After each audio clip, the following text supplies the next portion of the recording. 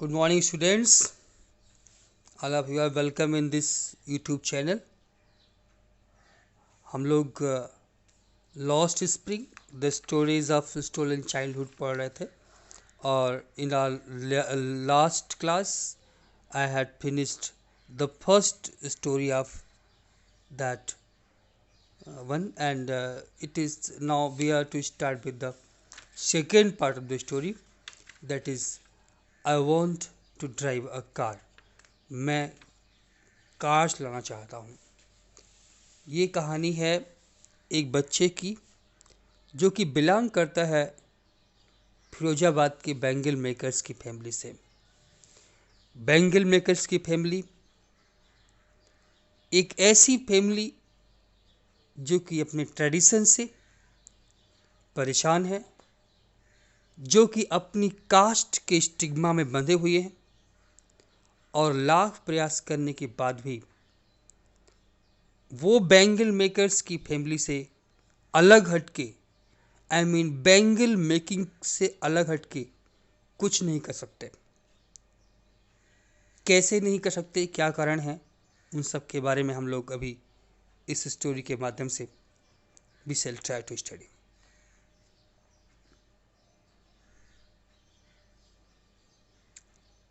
Bangle making के अलावा कुछ करने का मतलब है वहाँ पर फिरोज़ाबाद के बैंगल मेकर सोसाइटी से के लोगों के लिए कि उनमें हिम्मत है, वो हिम्मत कर रहे हैं, चैलेंज कर रहे हैं। यहाँ पे हिम्मत से मतलब चैलेंज करने से ये मतलब है कि वो चैलेंज कर रहे हैं। जो और लोग हैं वो और लोग क्या हैं, we shall discuss in the story. वहाँ पे जो समाज है ना, दो पार्ट में बटा हुआ है। फिरोजाबाद के बैंगल मेकर सोसाइटी का जो समाज है वो दो पार्ट में बटा हुआ है। एक बैंगल मेकर्स जो कि ना चाहते हुए भी बैंगल मेकिंग के ही जॉब में पड़े हुए हैं, जबकि बैंगल मेकिंग करने से उनको कोई फ़ायदा नहीं मिल रहा है, उनकी गरीबी दिन पर दिन बनी हुई है। और दूसरा जो समाज का पार्ट है वो लोग हैं जो कि उनको वहाँ से निकलने नहीं दे रहे हैं। और इन्हीं कंडीशंस में उनके जो बच्चे हैं वो पलते हैं, बढ़ते हैं और वो बड़े होकर के कुछ और करने की सोचें, उसके पहले ही उनके परिवार के लोग, उनके माँ, उनके फादर, उनके फैमिली के और लोग अपनी तरह चलने के लिए उनको मजबूर कर देते हैं, उनको सिखा देते हैं। वो कुछ और सोच पाए इसके पहले ही बैंगल मेकर्स के ट्रेडिशन में बन जाते हैं और फिर वो भी निकल नहीं पाते। हम जिस बच्चे के बारे में यहाँ बात कर रहे हैं, मुकेश कुछ नया सोचता है। वो कहता है वो चूड़ी बनाने का काम नहीं करेगा। वो क्या करेगा? वो एक मोटर मैकेनिक बनेगा।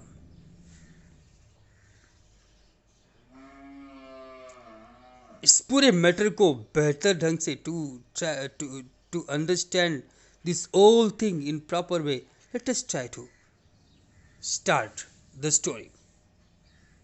Mukesh, as I told you, जिस बच्चे के बारे में मैं बात कर रहा हूँ यहाँ पर, उस बच्चे का नाम है Mukesh.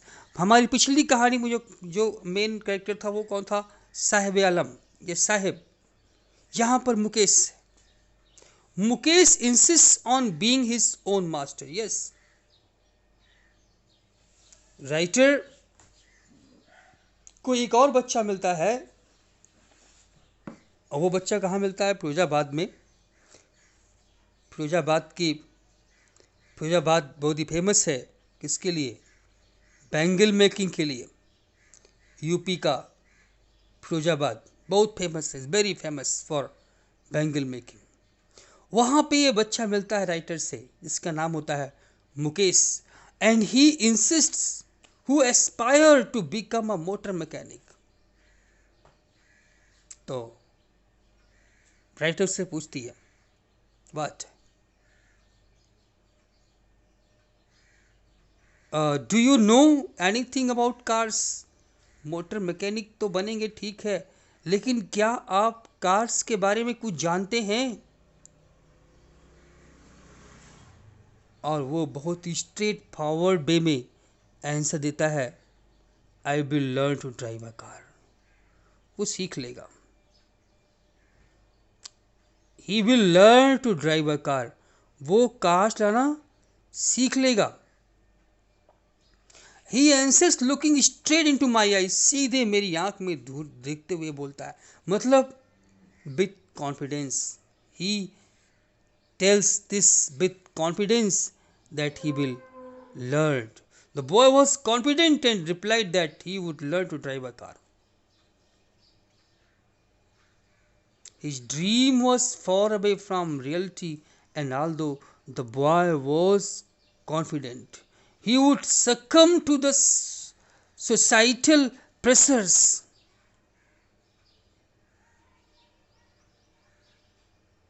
his dream looms like a mirage amidst the dust of streets that fill his town, Firozabad, famous for its bangles. He lived in Firozabad, which was famous for glass bangles.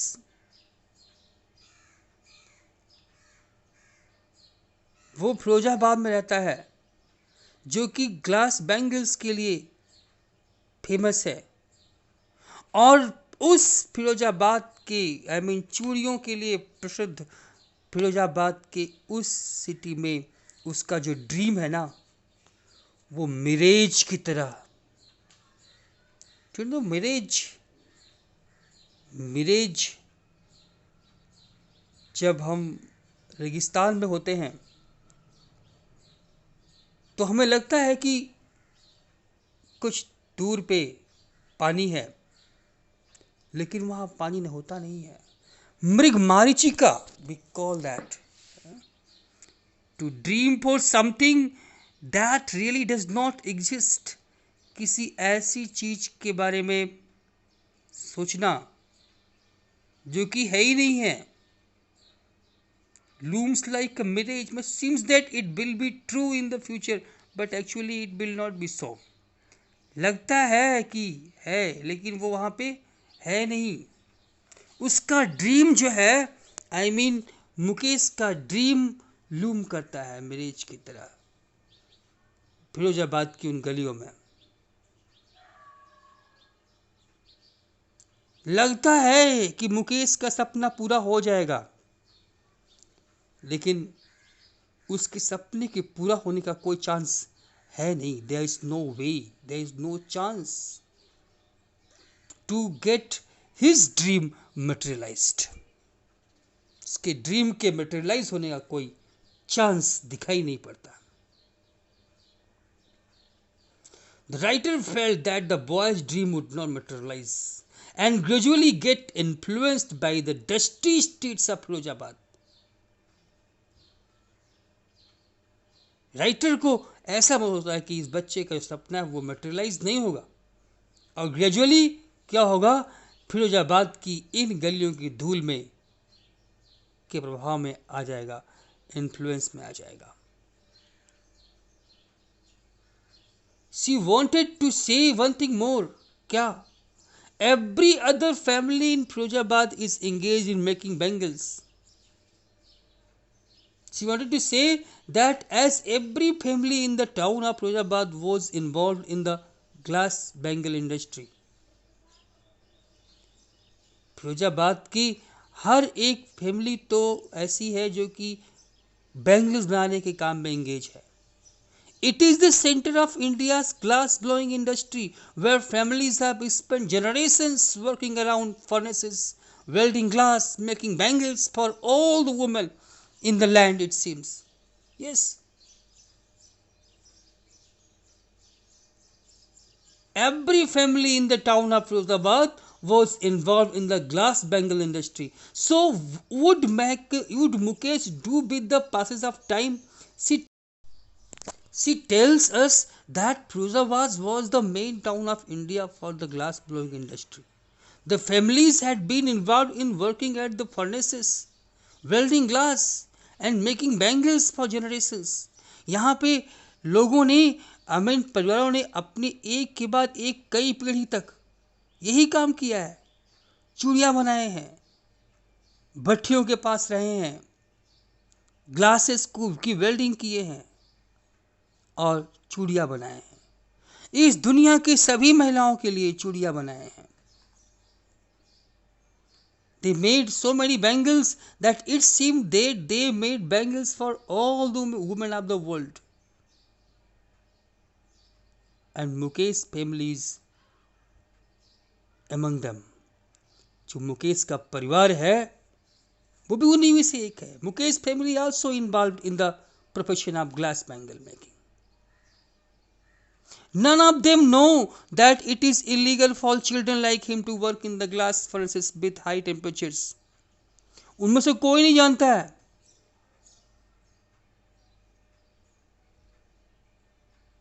Nobody knows. They don't know that they were not aware of the law. They did not know that it was unlawful to force children to work in such glass furnaces. इस प्रकार से बड़ी बड़ी glass की भट्टियों के आसपास छोटे बच्चों को एम्प्लॉय करना इलीगल है। उनको पता ही नहीं है। वो भट्टियां ऐसी with high temperatures, yes, those all furnaces up or of the high temperature in dingy cells without air and light. जो सेल्स हैं, जो कोठरियां हैं उनकी, the workplaces were hot, dark, closed rooms without ventilation. The writer, neither there was a way to reach light nor the air. और एक बात और है, that the law if enforced could get him and all those 20,000 children out of the hot furnaces where they slogged their daylight hours, often losing the brightness of their eyes. अगर कानून का सही ढंग से पालन कर लिया जाए और if the law is enforced in proper way, in that case more than 20,000 children will get free from there. कम से कम 20,000 बच्चे वहाँ से बाहर निकाले जाएंगे, क्योंकि वो वहाँ पे उन बड़ी बड़ी ग्लास फर्नेसेस के पास रह के काम करते हैं। अपने दिन भर उन्हीं सेल्स में अपने दिन का पूरा समय वहाँ पर बिताते हैं। Often losing the brightness of their eyes. और इन सब का इफेक्ट ये होता है कि कभी कभार तो वो अपनी आईसाइट खो देते हैं, अंधे हो जाते हैं। कभी ड्यू टू हाई टेम्परेचर, तो कभी पॉलिश उनकी आंखों में पड़ जाता है। इस कारण से जो बैंगल्स की जो पॉलिश है वो उनकी आंखों में पड़ जाता है, जिससे वो अपना they often ended up losing their eyesight also. Mukesh's eyes beam as he volunteers to take me home. Mukesh volunteer करता है। Mukesh was happy as he took the writer to his home. Mukesh अपनी इच्छा शो करता है कि राइटर के सामने कि वो उसके साथ उसके घर चले। And he was happy as he took the writer to his home. He felt proud as he informed her that. और एक बात और, उसको बड़ा प्राउड फील होता है। किस बात पे? ये बात बताने में कि उसका जो घर है वो बन रहा है। Mukesh's eyes beam as he volunteers to take me home. which he proudly says is being rebuilt. बड़े प्राउडली वो इन्फॉर्म करता है कि उसका घर अभी बन रहा है.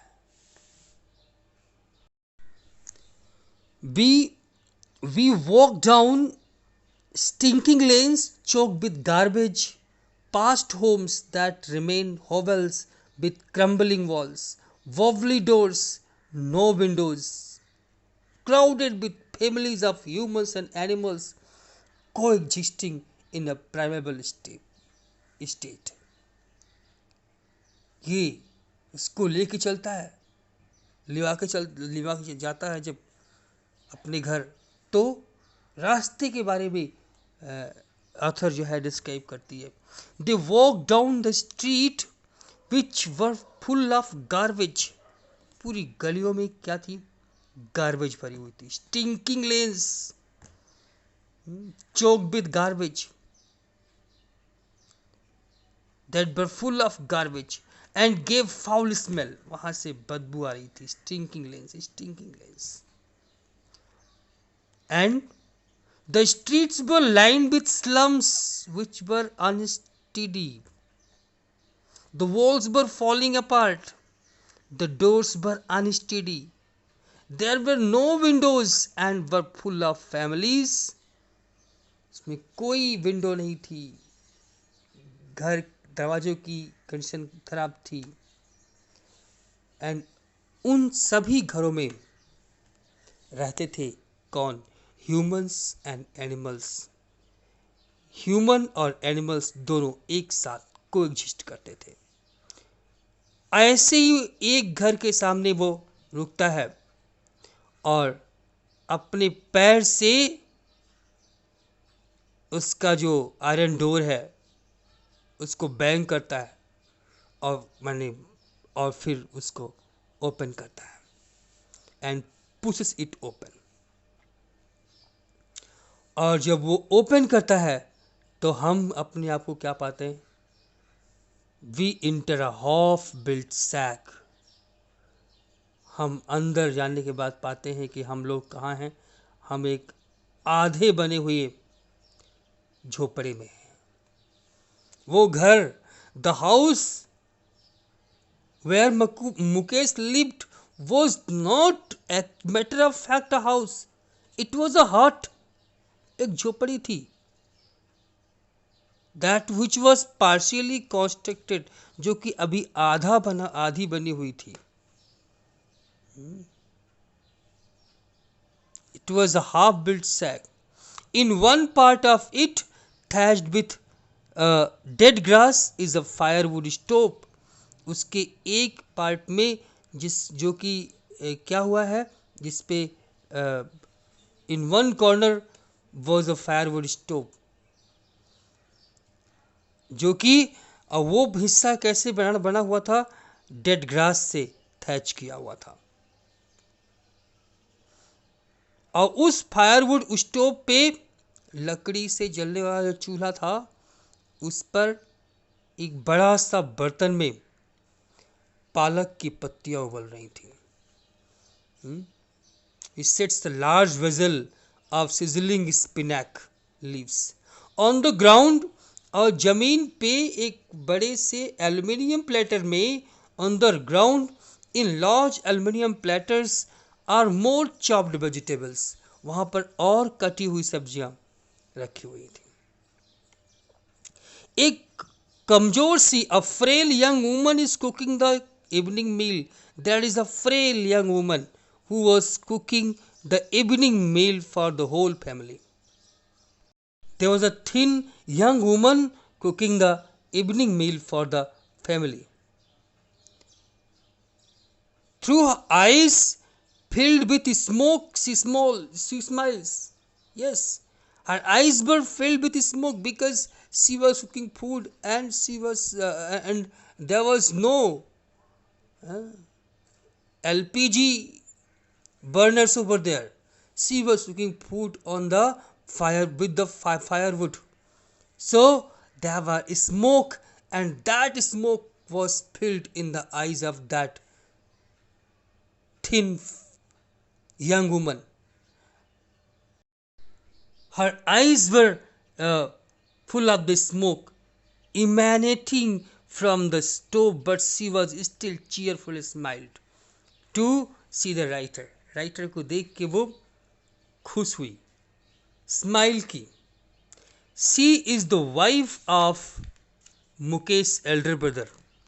ये जो महिला है ये कौन है? ये मुकेश के बड़े भाई की वाइफ है. She is the elder brother of Mukesh elder. Not much older in years. अभी वो एज उसकी ज़्यादा बड़ी नहीं है. Although she is not much older than Mukesh. Mukesh से ज़्यादा बड़ी नहीं है, लेकिन फिर भी she has begun to command respect as the बहू. Despite of that she was responsible person and was worthy to get respect from the family as the daughter in law. बहू, परिवार की बहू बन गई थी, क्योंकि वो एक रिस्पेक्टेबल, वो एक रिस्पॉन्सिबल मेंबर थी. डॉटर इन लॉ बन गई थी. Already in charge of 3 men. वो पहले से ही तीन मैन की इंचार्ज थी. She took care of 3 men. और वो 3 men कौन है? हर हस्बैंड, जो कि मुकेश का बड़ा भाई है, मुकेश एंड दियर फादर, और उनके फादर. यानी 3 men की रिस्पॉन्सिबिलिटी वो बेचारी अकेले महिला, that thin young thin women was taking up. When the older man enters, जब वो ओल्ड मैन कौन? मुकेश के father. Older man refers to Mukesh father. When the older man enters, जब Mukesh father entered the house, क्या हुआ? She gently withdraws behind the broken wall and brings her veil closer to her face. The daughter-in-law hid behind the wall and covered her face behind her veil. वो जो बहू थी, उसने वो जो है दीवार के पीछे साइड में जाके छिप गई और अपने चेहरे को वेल से, घूंघट से ढक लिया. घूंघट करना अभी तो फिलहाल ये काफ़ी कुछ कम हो गया है. अदरवाइज ये एक कस्टम था कि जो हमारे बड़े इन लॉज हैं, उनके सामने जो महिलाएं हैं वो पर्दा करती थी. As custom demands, daughters-in-law must veil their face before male elders. Yes, male elders के सामने. It was a tradition for the daughter-in-laws to hide their face in the presence of the older male members of the family. परिवार के जो older male members हैं, उनके सामने जो बहुएं हैं वो अपना चेहरा छिपा रखती हैं. In this case, the elder is an impoverished bangle maker. और यहाँ पे who is the एल्डर? बड़ा कौन है? जो बड़ा है वो एक इम्पॉवरिश्ड बैंगल मेकर है. एक बैंगल मेकर है जो कि इम्पॉवरिश्ड है, पुअर है. The Elder here was a poor bangle maker. Despite long years of hard labour, अपने जीवन के इतने सालों के हार्ड लेबर के बाद भी. हार्ड लेबर किस किस रूप में किया? First as a tailor. Very first he began his life with working as a tailor. Then a bangle maker, और फिर एक बैंगल मेकर के रूप में काम किया. Okay. He has failed to renovate a house, send his 2 sons to school. अपने घर को ठीक नहीं कर पाया, अपने बच्चों को स्कूल नहीं भेज पाया. He could not renovate his house. He could not send his 2 sons to school. All he has managed to do is teach them what he knows. वो अपने बच्चों के लिए क्या कर पाया है? What he has managed to do for his children? He has managed to teach his children the art of,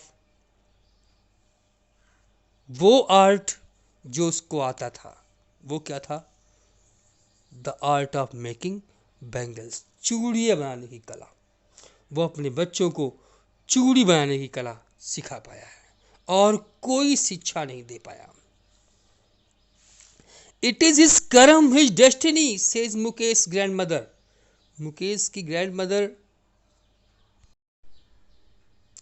ने जस्टिफाई किया अपने बेटे को। Mukesh grandmother justified her son by saying that he was destined to make bangles as it had been their family profession. She had seen a lot. अपने जीवन में बहुत कुछ देखा था उन्होंने। कर्म की बात करती है। कर्म, देखिए, कर्म इज डिफरेंट विथ कर्म। कर्म, कर्म मीन्स एक्शन, while कर्म means destiny. Here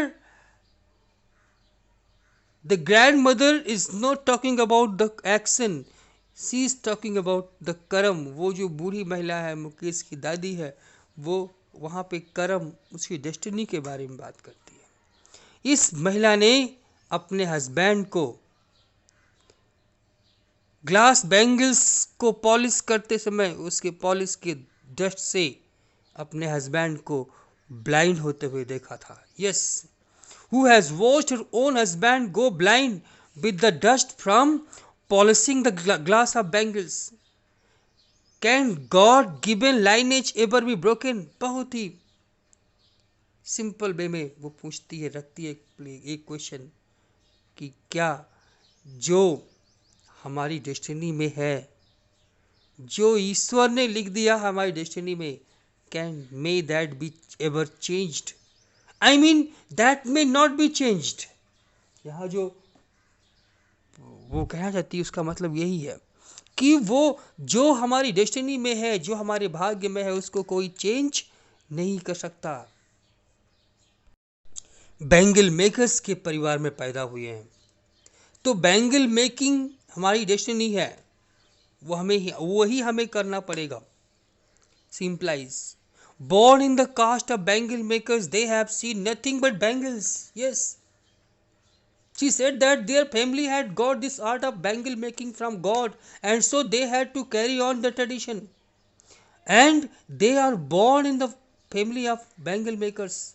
They were born in that family, in that particular caste, which had to follow the profession of bangle making.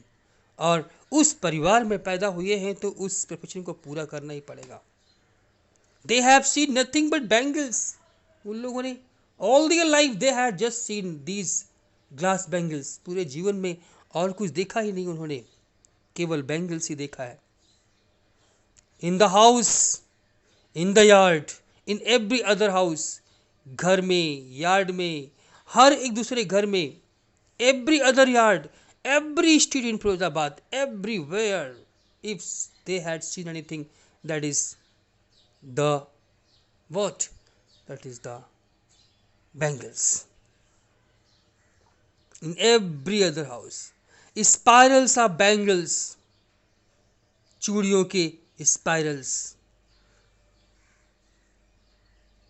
bangles in all the colors, हर एक colour जो rainbow के colour हैं, उन rainbow के सारे colours वाली चूड़ियाँ, Sunny gold, paddy green, royal blue, pink, purple, every colour born out of the 7 colors of the rainbow lie in the mounds in unkempt yards.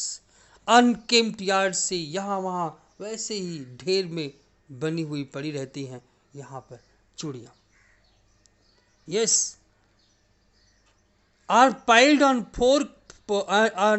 four-wheeled mounts, hand carts, pushed by young men along the narrow lanes of the shanty town. इस वो जो है गाड़ियों पर लाद के उसको ले जाते हैं शहर। And in the dark hutments, वहीं पे डार्क हटमेंट्स में, next two lines of flames of flickering oil lamps, sit boys and girls with their father and mothers welding pieces of colored glass into circles of bangles. Yes, तो ये young man हैं, वो उन चूड़ियों को हाथ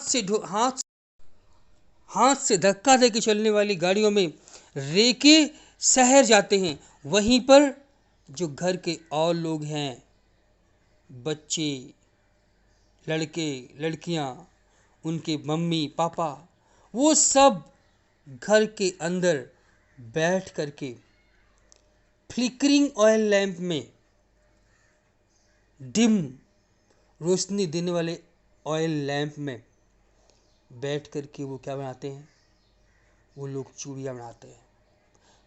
glass की, bangles की या ग्लास की इन जो टुकड़ों को जोड़ करके, कलरफुल टुकड़ों को जोड़ करके, after welding these colored glass, they make bangles. Yes, they do work in that dark dengue cells which is lighted only by the oil lamp, flickering oil lamp.